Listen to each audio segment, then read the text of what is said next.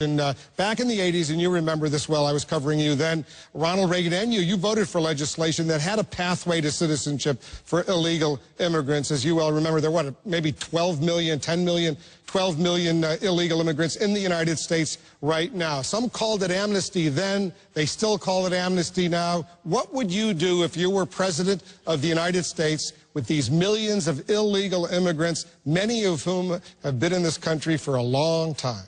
I'm starting to say I think that we ought to have an H-1 visa that goes with every graduate degree in math, science, and engineering so that people stay here. If you go about 5 blocks down the street, you'll see a statue of Einstein. Einstein came here as an immigrant. So let's be clear how much the United States has drawn upon the world to be richer, better, and more inclusive.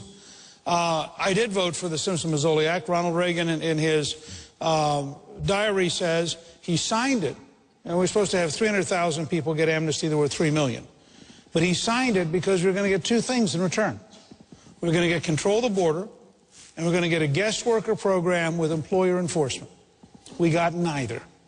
So I think you've got to deal with this as a comprehensive approach that starts with controlling the border, as the governor said.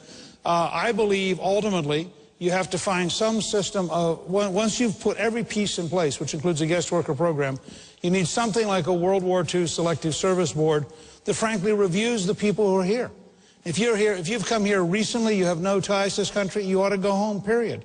If you've been here 25 years and you got 3 kids and 2 grandkids, you've been paying taxes and obeying the law, you belong to a local church, I don't think we're going to separate you from your family, uproot you forcefully, and kick you out.